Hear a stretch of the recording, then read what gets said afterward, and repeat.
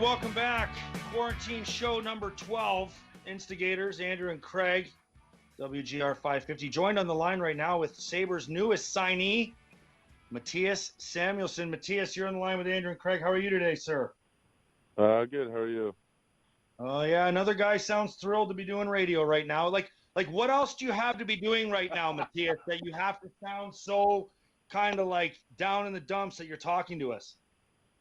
No, I got nothing going on. You just signed a contract. You got a bonus check coming. How about you mix in a smile? I know. I got to. So let's settle something quickly here. We had a question about how to properly pronounce your father's name. Kjell, or how'd you say it, Riv? Kjell. Yeah, Kjell, like Shell. Kjell. Boom! That's exactly what I said, Mattias. Thank you. Oh my God. Andrew Peters, correct as usual, Craig. Honestly. No, his name's Kjell Samuelsson. Gel as in J, as in the gel you put in your hair. Way to go, Petey. All right. I said it's not like that. Anyway, Mattias, let's not make this about us. How are you? Good. How are you? Yeah, we're hanging in there. What are you doing for the quarantine? Are you where are you? Are you at Western Michigan? Did you go home? Where is home? Do you spend any time in Sweden? What's your schedule like these days? Home is right outside Philadelphia, in Pennsylvania, but I'm still at Western. My family decided that it was best if me and my brother didn't fly through any airports or anything like that. So we're just hanging out here until this all clears over. Training at all? We were, and then they closed all the rinks and stuff. So there's nowhere around here that we could go train. So we could do stuff outside or stuff, but we can't go anywhere, any facilities or anything like that. So do you and your brother live together? No, he lives with guys in his class, and then I live with guys in my class because you have to live in the dorms your freshman year, so and we're a year apart, so it just worked out like that. All right. So what are you doing right now to kind of just stay fit and not lose your marbles? Do you have a certain training regiment just kind of with stuff around the house? Yeah, I've been going for a lot of runs. It's the only time I can get some fresh air around here, and then break a sweat, so I feel somewhat productive, and then just some body weight stuff in the house is about all I can do right now. So you signed your what was it, yesterday you signed that contract? Is that when we heard the news? Yeah, yesterday. Was it an easy decision for you to leave college, or was it kind of a no-brainer after the season you've had? You're named an assistant captain. You had a good World Juniors. I mean, whoa. Let's hold on there. Are you the captain of the team, or are you the assistant? The assistant. He was the captain of the World Junior team, Riv. If you did some homework, you would learn all. Don't interrupt my interview, please. All right, thank you. I don't even remember what the hell I was saying. Was it hard for you to leave? I mean, yeah. I love this place. I've had a great time the last 2 years, and it wasn't hard for the decision to turn pro. Obviously, if an NHL team wants to offer you a contract, it's hard to say no, but it's hard to leave this a place that you like so much. So I'd say yes and no. I mean, obviously, it's super exciting to start your pro career, but to leave something that you love is pretty hard too. Great. What can you tell us about your teammate, Dawson DiPietro? Doss, he's a character. He's a good guy. He's really funny. He gets along with pretty much everybody.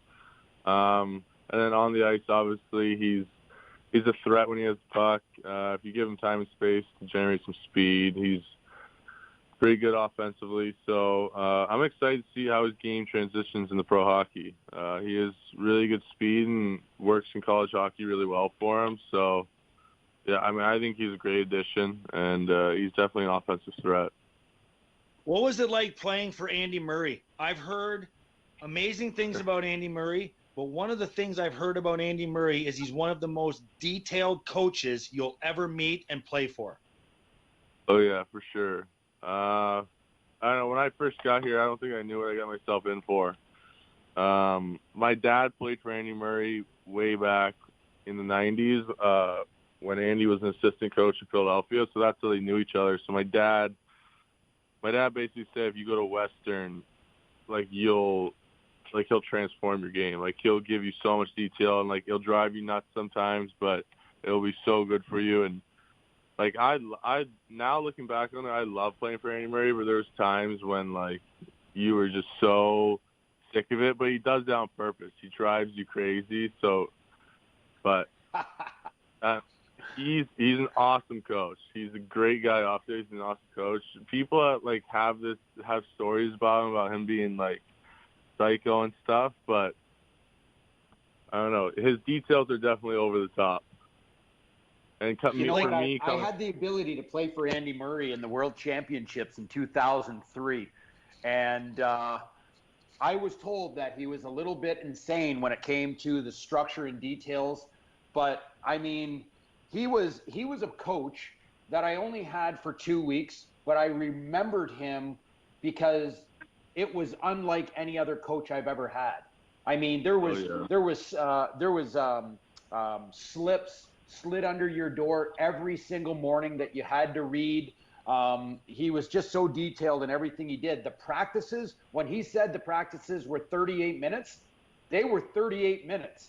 I mean, and then everything shut down and guys were off the ice. It was pretty incredible. Oh yeah, he still does that. He has the exact minute of practice. Well, the hardest part for me was coming from the program. It was the program, there's a lot of detail and stuff, but it's mostly skill development. So it's not as much positioning and stuff like that. So when I went from that to this, my first couple of weeks here with him on the ice was definitely a wake-up call. Well, let me ask you this. Tell me, how did he transform your father's game? And was your father right when he said that he'll transform your game? And if so, how did he transform your game? What were you when you went to Western, and what are you now? I think just small details everywhere on the ice. Stuff that a normal fan may not notice, but in the grass things, it's important. Your just footwork and positioning and the way to put your stick and stuff like that, or where to be on the ice. Just a couple, maybe a foot or two over, just really small details, but they make the biggest difference. And once you do them and you see how they work, you realize this guy's right. This guy, I should probably listen to this guy a little more. Well, so let me ask you this then, okay? So, and again, you're in a very unique situation because you're because there's a lot going on in the world. You're big like your father. You're a defenseman like your father. You played for a coach that your father played for, and you talk about listening to him. Well, what about your dad? Is it easier to listen to somebody else other than your own parent? Because your dad clearly has the experience, 813 games, Stanley Cup, 123 playoff games. He had a hell of a career. And is it easier to listen to somebody else than it is your own father who played that position? I mean, my dad's always been there for me. I don't think I'd be where I am today without him. He's taught me almost everything I know. So, I mean, still to this day, if I have a question or there's something happening in a game, and I'll talk to him about it and get his advice and that. He's still he's basically he's my father, but he's also one of my development coaches, if that makes sense. I still go to him. He still helps me. Oh, it makes total sense. Well, are you living near your parents then in the off season? I guess when you get out of Western, will you go home and spend the summer with your family, or do you have your own place near your mom and dad? I mean, how often are you seeing your family? I'll go home and live in my house. I haven't seen my parents very often the last couple of years, just World Juniors and stuff. I haven't gone home for Christmas in the last 2 years, so it's been pretty difficult. And then Andy likes us training here in the summers to get ready for the season. So I've only been home for a couple of weeks in the last 2 years. Have you spoken to, obviously you signed your contract, but have you spoken to Jason Bottrell, and have you guys had the conversation about, obviously when this coronavirus is all said and done, on a timetable of when you both think you'd be ready to step into the NHL? No, I have not had that conversation yet. Okay. All right. Well, that's so when you're talking about your game, there's obviously things that you do very well, and there's things that you're going to need to improve on. So the things that you do well, can you describe the things that you do well that has made you a second round draft pick, and things that you need to improve on now that you're going to move into the pro ranks? I think I shut plays down really well. I mean, I play a physical style of game. I think I move, like, one of my big things is just moving the puck north. Let the forwards do their job. Give them the puck, facilitate it. Yeah, I think I'm just like a hard guy to play against for the opposing forwards. I mean, if you're making their life miserable to play against all night, then you're doing your job. So, and then things I need to work on. I mean, obviously I still need to get stronger. I mean, the NHLs and the AHL are whole new levels. So there's that. And then, I mean, with how fast the game is nowadays, I think you just need to continue to work on your foot speed and try to get faster every off season.